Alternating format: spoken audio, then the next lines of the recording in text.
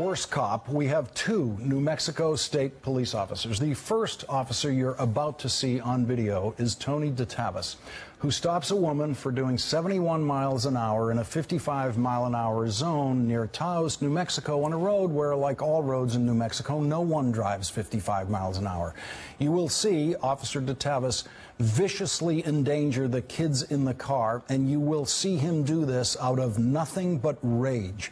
And then, when a backup officer named Elias Montoya arrives, you will see who the big lawbreaker is in this scene when he violates the law and the Constitution by firing his gun at an unarmed mother and her children on vacation in a minivan. 71 back there on a 55, okay? Oriana Farrell and a state police officer are arguing over a ticket just south of Taos. I'll be right back. Go ahead and turn the vehicle off for me. But as the cop walks off, Farrell does the opposite, pulling away instead. So he pulls her over again. The officer isn't too happy. Get out of the vehicle. Get out of the vehicle right now. You can see the officer try to pull Farrell out while the 5 kids inside scream. Her 14-year-old son gets out, but thinks again when the officer pulls his taser. The struggle continues. You're already facing evading charges right now. You ran away from me, okay? Sir, pull back over. I didn't run away. You see my children. I'm not trying to do anything wrong. I'm just trying to take them to the real ground. Finally, Farrell agrees to get out and talk, but the conversation doesn't last long. Turn around and face your vehicle. Man, listen to me. Farrell and the cops struggle as she tries to get back into the van. While that happens, the 14-year-old gets out again. And this time, he rushes the officer, trying to defend his mom. After a short tussle, the boy runs back into the minivan. The officer tries to get him out while backup arrives. Open the door! Open the door! Farrell starts to drive off while another officer fires at the minivan full of kids as young as 6. Farrell then takes them on a 4-minute high-speed chase into Taos, cutting into wrong-way traffic before eventually pulling over and giving up in front of a hotel. Her 14-year-old son is arrested, and so is she. What you just saw was a completely unconstitutional use of deadly force.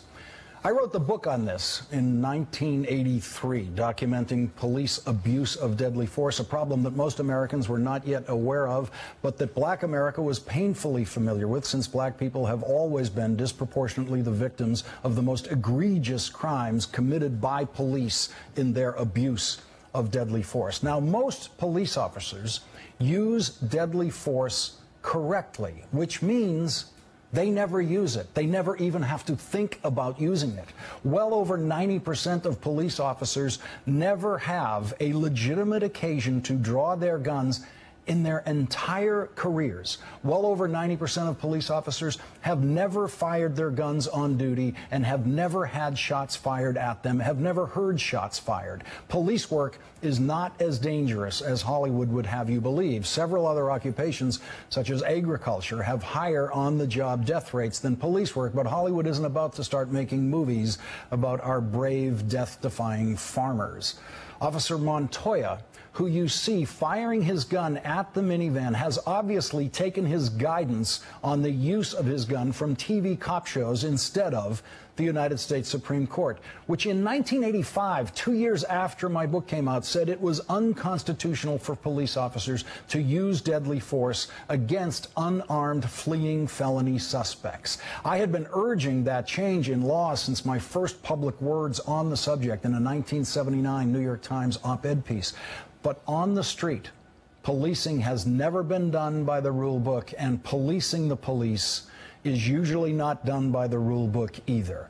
Officer Montoya wrote in his police report that he wasn't shooting at the mother behind the wheel or her 5 children. He said he was aiming, quote, at the left rear tire in an attempt to immobilize the vehicle. Most enlightened police departments do not allow the use of warning shots of any kind or the mythical practice of firing at tires to stop vehicles. Most bullets fired by police miss most of the time. They miss their target, whatever they're aiming at, most of their bullets. Police bullets fired at moving targets are virtually guaranteed to miss the target, which means they all will ricochet off pavement in unpredictable directions, or in this case, they were just as likely to miss that tire, if that's what he was really aiming at, and hit one of the children in the car. It may be that Officer Montoya was aiming at the tire, and it may be that Officer Montoya was advised to say that by someone who understood the law better than Officer Montoya.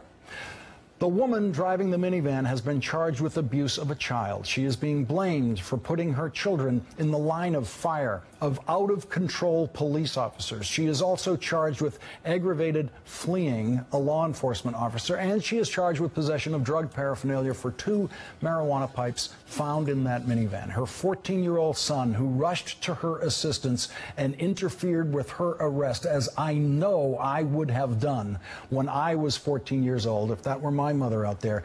He faces charges of battery of an officer for that little game of tag you saw him playing with a well-armed, heavily armed officer, DeTavis, who was obviously never in any danger at the hands of that 14-year-old boy.